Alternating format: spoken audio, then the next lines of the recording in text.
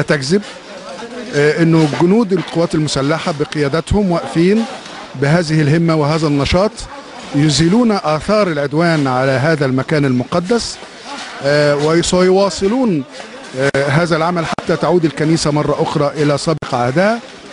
لكن اعود مره اخرى واقول ان امامنا حرب طويله، امامنا كمصريين حرب طويله، لان الشباب غير المسيس، الشباب الذي يتتلقفه الشائعات بفعل فاعل وليست بمحض الصدفة أو فعل ورد فعل، الآن يريدون أن يروا يوما جديدا، يروا فكر جديد، يروا فعل جديد. هذا الفعل يتمثل في أنه وزارة الثقافة تنزل تشتغل هنا بعيد عن المكاتب والبيروقراطية التي قيدتها. التربية والتعليم تراجع مرة أخرى مناهج التعليم وآليات التعليم والمدرس أيضا لكي ننقيه لكي تصبح ثورة حقيقية.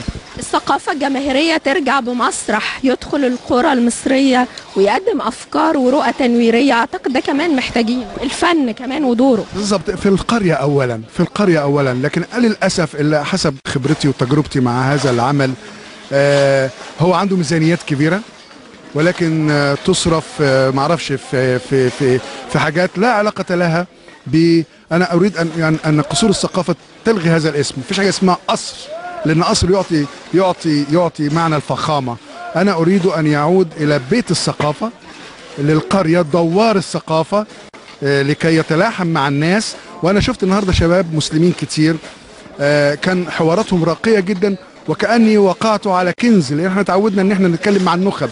الكلام مع الشارع ومع القرية ومع الحارة ومع هذا الشباب المتعلم وغير المتعلم المليء بالوطنية هو المستهدف من حركتنا. أتصور أنه آن الأوان لأن نكسر هذه الحواجز، نعود مرة أخرى لنكتشف قيادات جديدة من وسط هؤلاء الشباب. بشكر حضرتك جدا أستاذ كمال زاخر، وبشكر حضرتك على وجودك معانا. ومشاهدينا الكرام، بالتأكيد يتم تواصل العمل من داخل كنيسة الشهيدين بقرية صول بأطفيح.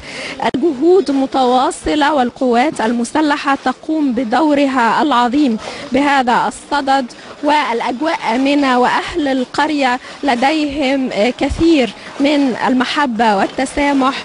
وسعدنا جدا بأن نكون معكم من داخل هذا المكان المقدس وأيضا من داخل هذه القرية المصرية الطيبة ككل قرانا المصرية.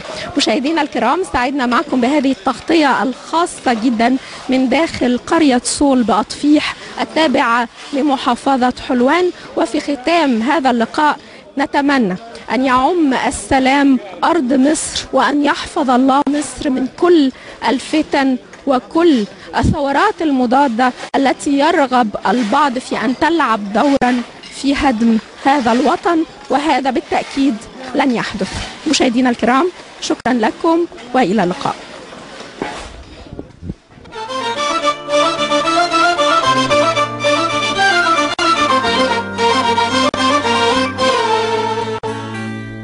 بين الطريق والله شفناه وشفناه، ومصر لو تبقى هي هدفنا، حنتفق مهما كان اختلافنا عشان عيون بلدنا.